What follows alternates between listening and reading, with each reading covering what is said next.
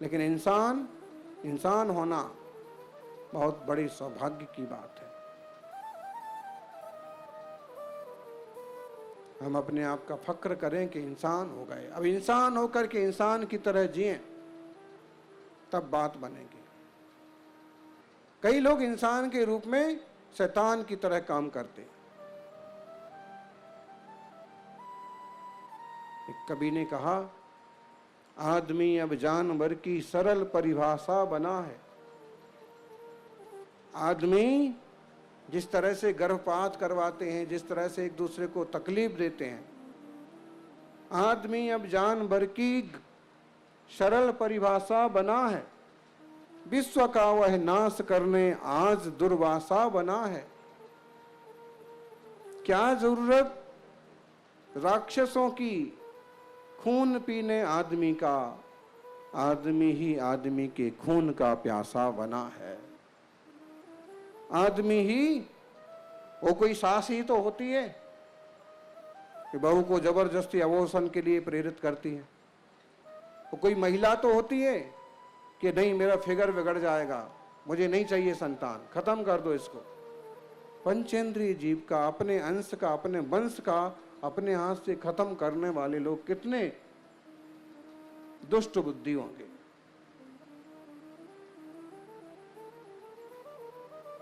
प्रायश्चित करना चाहिए कभी ऐसी गलतियां हुई हैं तो। और कई बार डॉक्टर्स कहते हैं कि इसमें सांस नहीं है, अमुक अंग ठीक नहीं है, और कई बार डॉक्टरों की बातों में आकर के थोड़ा इंतजार करो, दूसरी जगह चेक करो। ठगने वाले लोग, केवल पैसों की उगाही करने वाले लोग गलत सलाह भी दे सकते हैं। एक माँ ने अपना किस्सा सुनाया एक गर्भ संस्कार के अवसर पर कि डॉक्टर ने कहा कि बच्चा ऐसा है, बच्चा वैसा है, लेकिन हमने कहा कि नहीं, जैसा भी है हम पंचेंद्रिय जीव का घात नहीं करेंगे। जन्म हुआ, जन्म नहीं हुआ तब तक भी मैं रोज भक्तामर का पाठ करके, अमुक श्लोक का पाठ करके, 26वें पाठ करके रोज गंधोदक लगाती, आशीर्वाद देती, सुनाती, और गर्भ काल पूरा हुआ, जन्म हुआ। कुछ थोड़ी सी कमी तो थी, लेकिन तब भी मैंने वही जारी रखा। आज थोड़ी सी कमी जरूर है, लेकिन आम इंसान की तरह बढ़िया जीवन जी रहा है, आम बच्चों की तरह। कोई भाग्य से जीव आया है, स्वागत करो। कई लोग ऐसे हैं कि संतान को तरसते, कई लोग ऐसे हैं कि जवानी की मस्ती में तो खूब उत्पात किए, अबॉर्शन कराए, और अब पछताते हैं। ध्यान रखना, चींटी भी नहीं मारना है। जहां चिटिया नहीं मारी जाती वहां बिटिया कैसे मारी जा सकती है। ऋषभदेव ने खुद ब्राह्मी सुंदरी को संस्कारित करके संदेश दिया कि गृहस्थों के घर में बेटों के साथ बेटियां भी होना चाहिए। एक अच्छा सा, एक बड़ा सा, सुंदर सा परिवार हो, धर्म, ध्यान और संस्कारों से युक्त परिवार हो, ताकि बुढ़ापे में कोई नमोकार भी सुनाए, कोई शिखर जी की यात्रा भी ले जाए, और कोई गुरु महाराज के चरणों में ले जाके उत्तम समाधि मरण भी करवाए।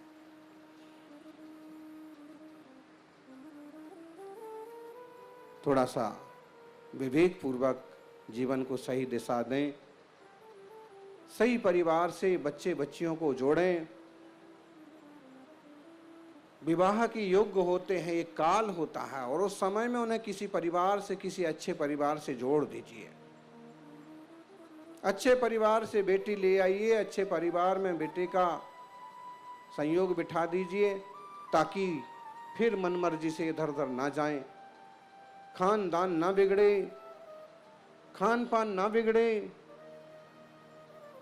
लांछित ना होना पड़े, अपमानित ना होना पड़े। पुरखों ने जो सुंदर परिपाटी बनाई है वो चलती रहे। श्राप को यूं तो प्रत्येक आत्मा होनहार परमात्मा है, लेकिन ये सब तत्व ज्ञान इस मानव पर्याय में ही मिल पाता है। इस दुर्लभ मानव पर्याय का सदुपयोग करें, धर्म ध्यान से जुड़ें और लोगों को जोड़ें।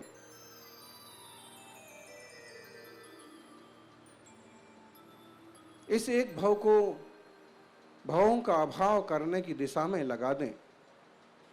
स्वरूप को जानें, स्वतत्व को पहचानें, क्षण भर गृहस्थी के कार्यों से निवृत्त होकर के शुद्ध चैतन्य का अनुभव करें। इन सब पर्यायों के पार त्रिकाली ध्रुव जिस स्वरूप को आदिनाथ जैसे महापुरुषों ने पाया, उस स्वरूप को हम भी उपलब्ध हों, ऐसी मंगल भावना करें। मुनि सेवा करने से जीवन मंगलमय होता है।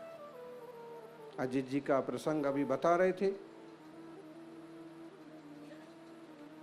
10 आदमी काम करते रहे, फिर भी अपने हाथ से खुद सेवा करने का आनंद वो लेते हैं। और आलसी श्रावक श्राविकाओं के लिए वो आदर्श है कि एक बड़ा व्यापारी हो, बड़ा उद्योगपति होने के बाद भी खुद अपने हाथ से मुनि राजों की सेवा करना चाहिए।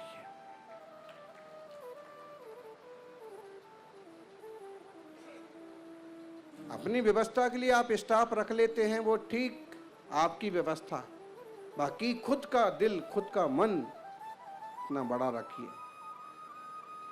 जो मुनियों की सेवा करते हैं वो ही कभी मुनियों के मार्ग पर चलते हैं, और जो मुनियों के मार्ग पर चलते हैं वो ही कभी सिद्धों की श्रेणी में शामिल हो जाते हैं।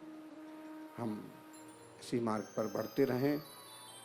जय बोलिए 24 तीर्थंकर भगवान की, अहिंसामयी सनातन जैन धर्म की।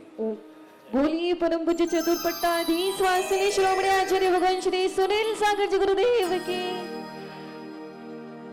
आरती करता परिवार आ जाए।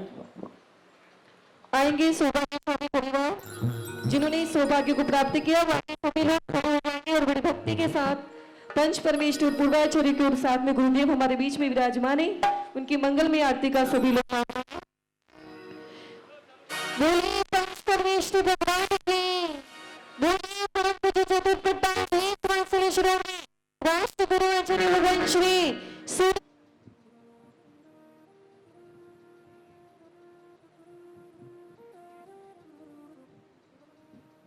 ओम नमो जिनाणम।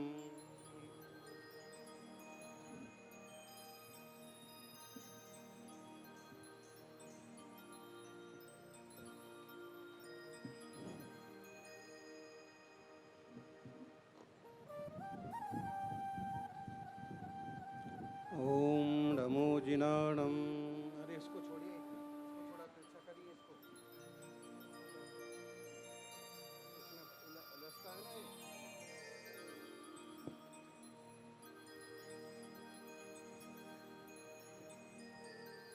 नमो अरिहंताड़म, नमो सिद्धाड़म, नमो आयरियाड़म, नमो अच्छायाड़म, नमो लोई सवसाहुड़म। आदिनाथ भगवान की, महावीर भगवान की, आचार्य श्री आदि सागर जी महाराज की, आचार्य श्री महावीर कीर्ति महाराज की, आचार्य श्री विमल सागर जी महाराज की, तपस्वी सम्राट गुरुवराचा श्री सन्मति सागर जी महाराज की। बोलिए परम पूज्य चतुर्पट्टाधीश वासनी श्रोमणी राष्ट्र गुरु आचार्य भगवान श्री सुनील सागर जी गुरुदेव की जय। जयकारा गुरुदेव का। जय जय गुरुदेव। गर्भ कल्याणक महोत्सव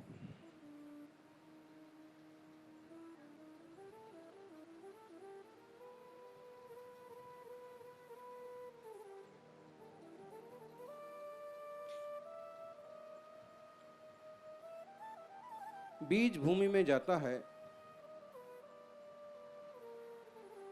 उत्तम भूमि में जाता है तो उत्तम वृक्ष बन करके उत्तम फल देता है।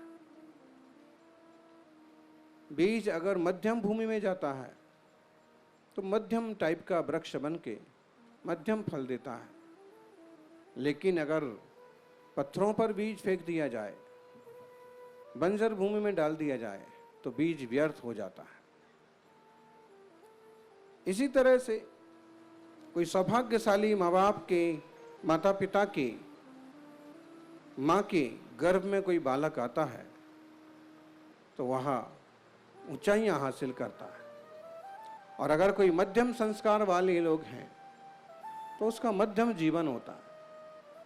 जघन्य संस्कार वाले लोग हों तो उसके जघन्य जीवन होता है। और अगर निकृष्ट लोग हों, बहुत मायने रखता है।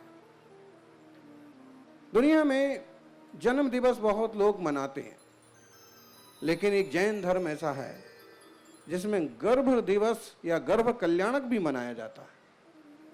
इसका मतलब है जन्म जितना मायने रखता है, गर्भ उससे ज्यादा मायने रखता है। गर्भ के 6 माह पहले से देवता रत्नों की बरसात चालू करते थे। और आप देखिए, 6 माह पहले से कुछ हुआ हो ना हुआ हो, लेकिन यहाँ गर्भ कल्याणक के अवसर पर एक दिन पहले भी ठंडक हो गई और आज गर्भ कल्याणक के दिन भी सूरज छुपा हुआ है। एक तरह की शीतलता है। माना कि टेम्परेचर बहुत ज्यादा नहीं गिरा है, लेकिन फिर भी मौसम ने करवट ली है। तीर्थंकर भगवंतों का प्रभाव, मुनि संघों का प्रभाव इस कलयुग में भी देखा जाता है। सौभाग्यशालियों,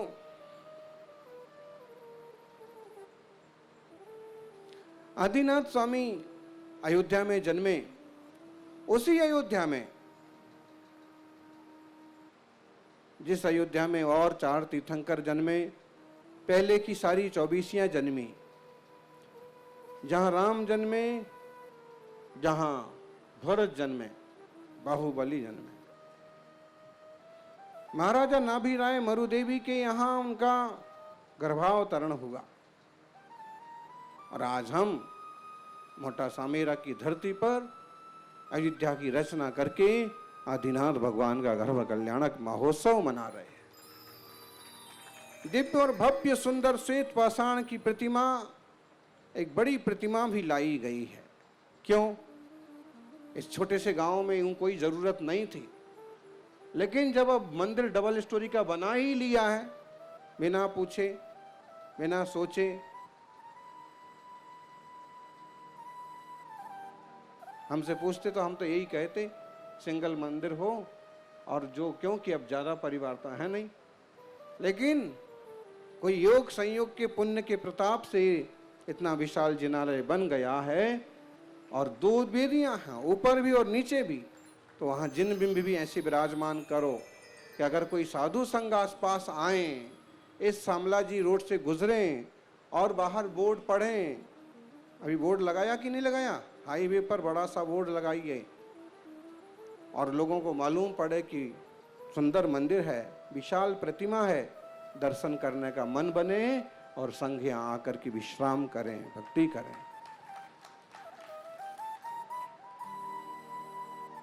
अक्सर कर पूछते हैं कितनी बड़ी प्रतिमा है?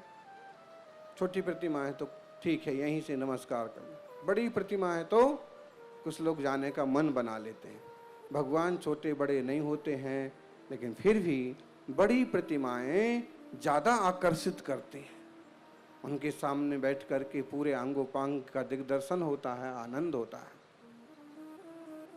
तो आज सभी गर्भ कल्याणक का अवसर, एक प्रतिज्ञा प्रत्येक परिवार को, प्रत्येक मातृशक्ति को करना चाहिए कि जिंदगी में हम कभी गर्भपात नहीं करवाएंगे, कभी अपने गर्भ को नुकसान नहीं पहुंचाएंगे।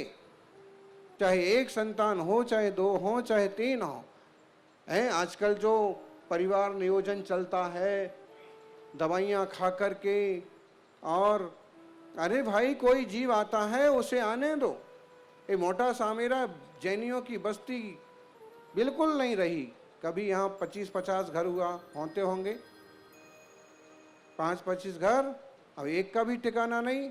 कारण जो थे वो चले गए, और उन जो हैं उनके यहाँ एक एक एक एक एक 2, 1.5, 1.25 कितने हैं?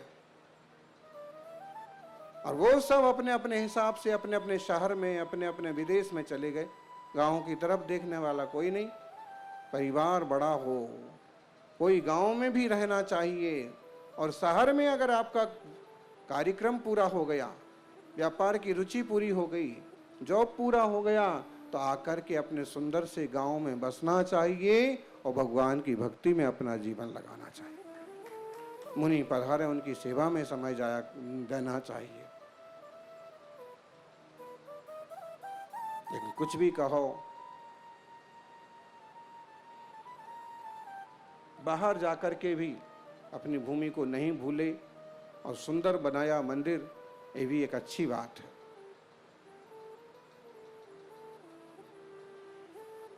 गर्भ कल्याणक के दिन गर्भ संस्कार की क्रियाएं भी होती हैं।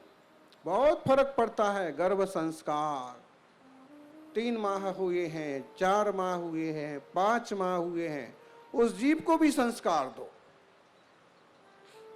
उस जीव को भी नमोकार सुनाओ, भक्तामर सुनाओ, गंधोदक लगाओ। 2 मिनट 5 मिनट ध्यान करके और शुद्धोसी बुद्धोसी निरंजनोसी जैसे संस्कार डालो। गर्भ में आया हुआ जीव भी सुनता है, समझता है, संस्कारित होता है। अभिमन्यु का उदाहरण सबके सामने है। महाभारत में सुभद्रा पुत्र अर्जुन के पुत्र अभिमन्यु का उदाहरण सबके सामने है। ये बात ठीक है कि गर्भ का जीव कान से नहीं सुनता है, लेकिन भावनाएं उसे भी प्रेरित करती हैं और शुभ भावनाओं के बल से वो भी महापुरुषों की योग्यता हासिल कर लेता है। कहते हैं अभिमन्यु ने जग चक्रव्यूह वेधन की कला गर्भ में ही सीख ली थी।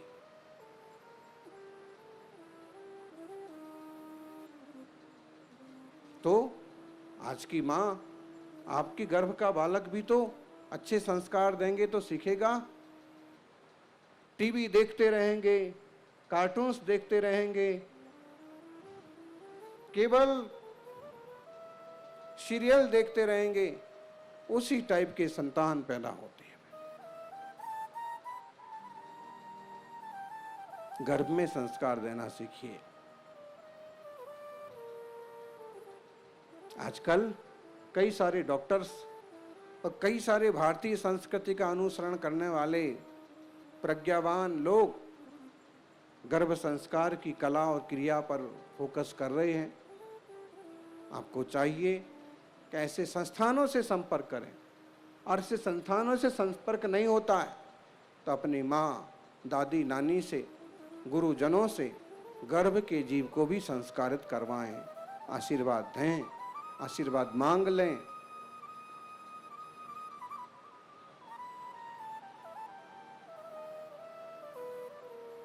गर्भ कल्याणक महोत्सव है, क्योंकि गर्भ के बाद ही जन्म होता है। बिना गर्भ के किसी का जन्म नहीं होता है। अनंत अनंत जीव, करोड़ों करोड़ों जीव कोशिश करते हैं, तब कोई एक जीव गर्भ में ठहर पाता है, आ पाता है। सैकड़ों, हजारों, करोड़ों बीज एक साथ दौड़ते हैं, तब जाके कोई एक बीज अपनी परिपक्वता को प्राप्त करता है। बड़े सौभाग्य से कोई इंसान के गर्भ में इंसान के रूप में आता है। अनंत जीव राशि है संसार में। एक इंद्रिय जीव देखो तो अनंत अनंत है, 2 इंद्रिय जीव तो असंख्यात हैं। मच्छर, कीड़े मकोड़ों की कोई भी कमी नहीं है।